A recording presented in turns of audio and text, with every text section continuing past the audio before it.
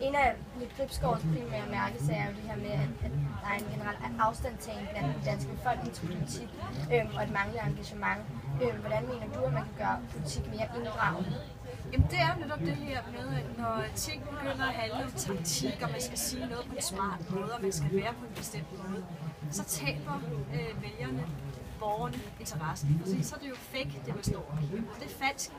Så derfor så ser jeg for eksempel i Gribskov, det der sker i Gribskov, som et meget klart tydeligt eksempel på, at man trænger til at komme lidt tilbage til basic, til basis, og diskutere politik på den gode gammeldags måde, med de moderne midler, man nu har, hvor det drejer sig om indhold, og hvad det er, man vil, hvad det er, du har på hjertet, og hvad du føler helt.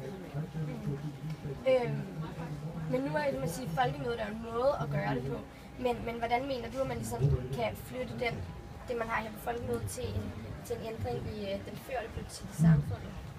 Jamen det her, det er jo med til, at man møder hinanden i fuldstændig afslappede forhold, og kan tage lidt af den der taktik, kappe af sig, og også snakke om nogle udfordringer, nogle problemer på en helt anden måde. Så er der så, når man ser nogen op på scenen. Jeg så Christian Jensen og Morten Østergaard, hvor jeg tænkte, de tog lige Christiansborg med helt ud hævet på Bornholm og begyndte at stå og kaste ud af hinanden, som de altid plejer at gøre, når de står i det. Det synes jeg er ærgerligt, fordi de debatter, jeg ellers har deltaget i, der kommer rigtig mange spændende forslag og løsninger på bordet. Og folk mødes på en anderledes måde, og det er det, der er. Og hvordan tror du så, man kan få det ud? Jamen det jeg håber på, at man kan mærke, når man har været her, enten som almindelig borger, folket, eller som politiker, eller som organisationsmand, at det var faktisk en rigtig dejlig måde at mødes med hinanden på og tale om nogle udfordringer, og vi kan tage diskutere politik, og det er noget, man gerne vil tage med hjem. Det er inspirerende.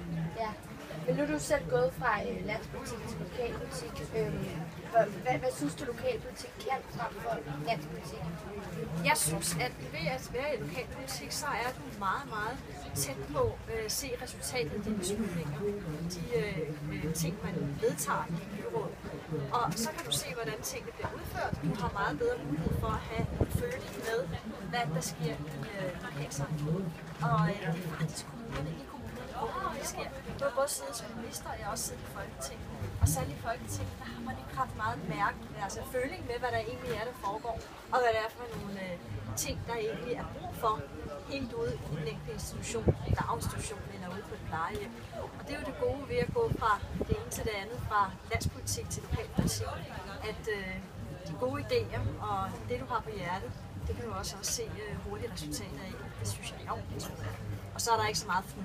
Nej, det er dejligt. I hvert fald ikke i Helsingør. Tak for det. Tak skal du have.